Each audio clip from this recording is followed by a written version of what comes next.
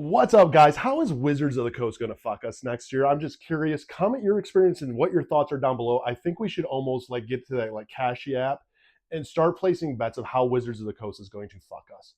And the reason that I started even sharing about this was I'm ADHD. I'm sober. I've been through a lot in life, and Magic is something I really love. I love Magic the Gathering. I do. But I will say this, it has changed even dramatically since 2022 when I got back into it. 2022, 2023 is when I got back into Magic the Gathering. That even back then till now has changed dramatically, and it has it's like went downhill like super fast. And I've heard like Magic the Gathering ambassadors, and I've already shared about ambassadors. I think it's a joke because I think that they just blow smoke up Wizards of the Coast's ass. That the ambassador program is for shit, but I heard one of them going how this is the golden age of Magic. No, this is the you're getting fucked age of Magic. And this is why I'm very pro proxy.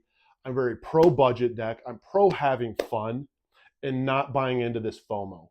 And the one way that I don't buy into FOMO is by realizing how Wizards of the Coast has fucked us. I mean, they took away the promo cards that have the stamps on it. And I get it. Like everything you can be like, oh, there's a reason behind it. It's hard to categorize pricing and values because they had different versions, one with a stamp, one without. I get it, but they took it away. They took away the big cardboard. I get it. Some people didn't like it. I liked it. I like getting value to the commander decks. They took away the sample booster pack that had the two. Part of my buying behind the commander decks was that sample booster pack. They took away the hard, smaller cardboard commander that you would get. They took away the little life counter and all this stuff. You could be like, well, nobody cared about this. This was garbage. There's a lot of people out there that really enjoyed it. And regardless if you thought it was garbage or not, it made you feel better value, bang for your buck. I mean, you're spending $50 on this commander deck and you're getting all this other cool stuff with it. It just really felt cool. And that was part of the joy of a commander deck. And plus, like the life counter, even if you were just getting into Magic and you bought a friend a commander deck and they opened it and it had the life counter dial in it, like you could play a game of Magic literally right there. Because let's face it, if you're brand new, you don't have cool life counters. What else did they do? Well, they went from 36 packs down to 30 packs in the boosters. They went from set boosters to play boosters. And they got rid of the draft. Draft boosters, I think, are fine. Nobody, I don't think, ripped draft to rip draft. You literally got draft to play draft. So to say that they went to the set boosters or the play boosters to get rid of that, all you did is screw people out of cool cards because you used to then have set boosters, and set boosters, 36 packs, you had way more mythics and rares. And that's what really got me started on like, hey, let's compare, let's grab a box of Modern Horizons versus Avatar. Start seeing the pull rates are massive difference. And they're just as expensive. The sets are coming out more and more. The sets are rushed. Like, what are they going to do to fuck us next? Like, what are they seriously going to do? They have taken so much away from us that it's starting to take a lot of the fun out of this. They throw in collector boosters, which now brings in scalpers. Now it brings in these high dollar packs that suck. Like if you want the chance to pull some cool stuff, you can't even get it out of a set. You got to go buy a collector booster for way more money. And then the worst part is you're spending like 30, $50. Odds are you're not going to pull what you want. Like you really, truly have to buy singles. And it steals a lot of the joy away from Magic. My guess, I mean, I don't know. You got rid of promos. You got rid of essentially everything in a commander deck. You've gotten rid of, in some of the commander decks, they don't even do the second foil commander. And again, like I love it because I share about this stuff because it helps me with my FOMO and like it helps me actually slow down and not spend stupid money on Magic anymore. Like I still buy Magic. I still love Magic, but I don't spend nearly what I used to on it. And so it's really helped me a lot to really to regurgitate some of this because like even the second commander card, the Doom, for example, you spend $75 for the Doom precon. At least give me 2 foils because you took everything else away and you only give me 1 foil. I get it. The foil card's probably, it's cool. Let's face it. We all in some way part still kind of like foils and on average. I mean, I don't know what they're going to do next. I love it. I did a TikTok on this and people are like, maybe they're going to, I think they're going to do something with lands next. They will. And so I'm curious of what they're going to do with the lands. I mean, booster packs used to be 15 cards.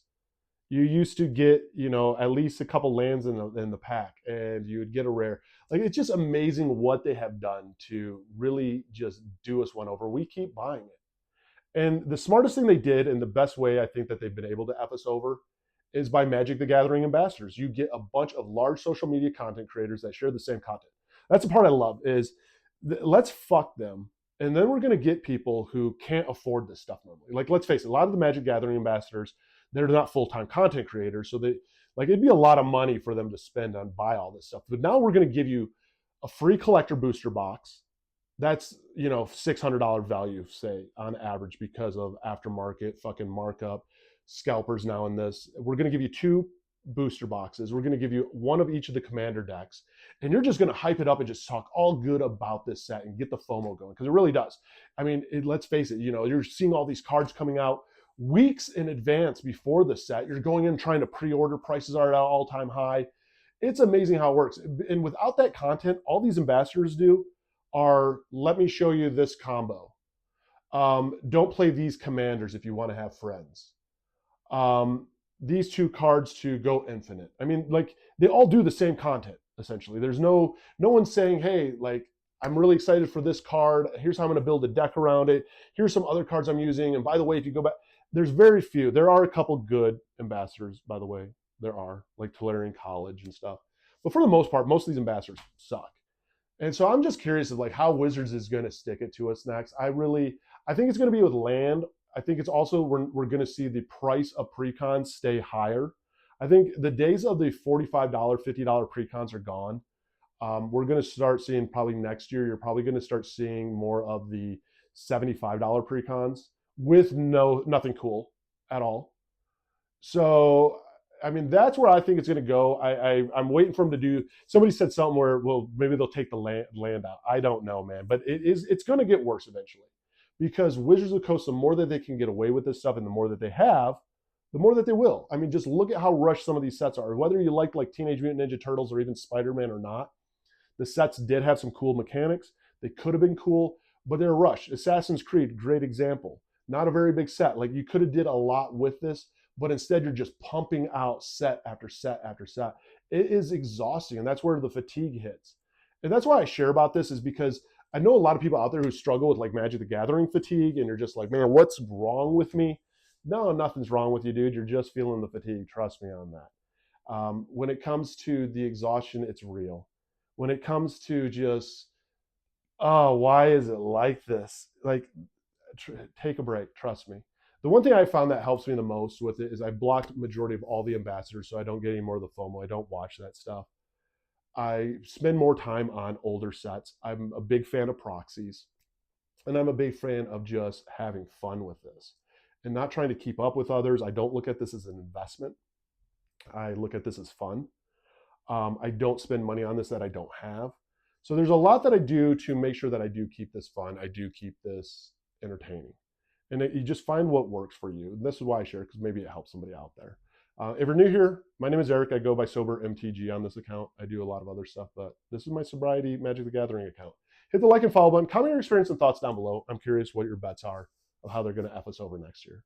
Because they will. They've F'd us over every year. I mean, 2025 went to the smaller packs. Things started changing dramatically then. So I'm curious what next year is.